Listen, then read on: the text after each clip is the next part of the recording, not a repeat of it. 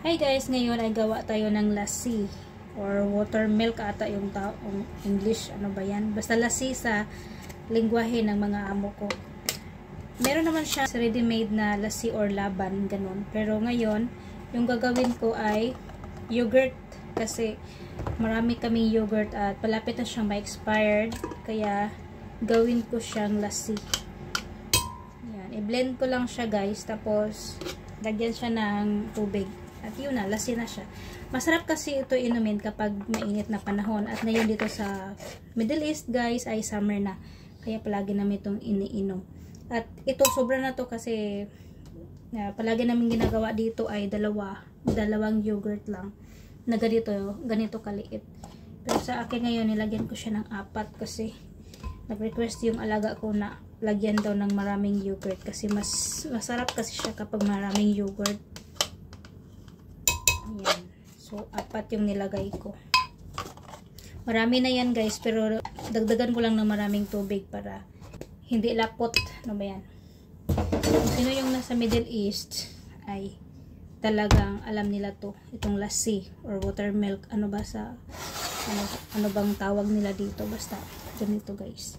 At sobrang sarap nito kasi gatas ito eh. Yung yogurt, di ba gatas yan? Ano ba yan? Gatas man siguro. Sabi ko lang guys, ang gatas ay sobrang ganda talaga inumin.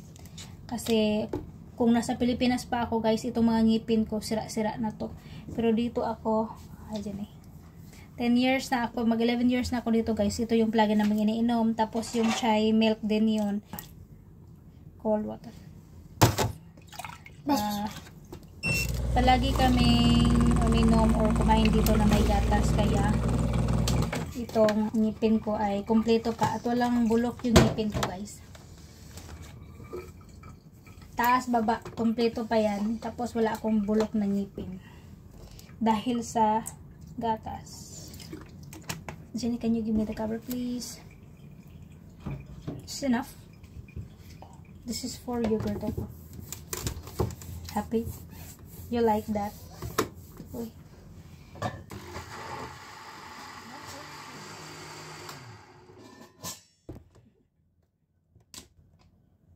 Ngayon, lagyan natin siya ng more water.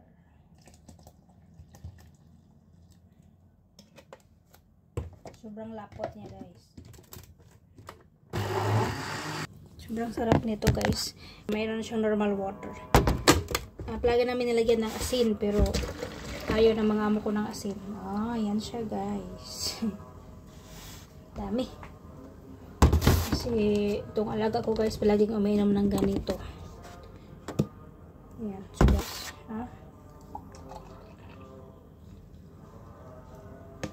Lapot pa siya.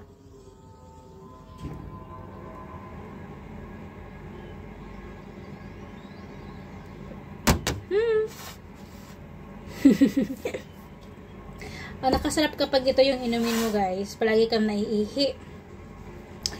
So yun lang guys. Thank you for watching. Bye bye.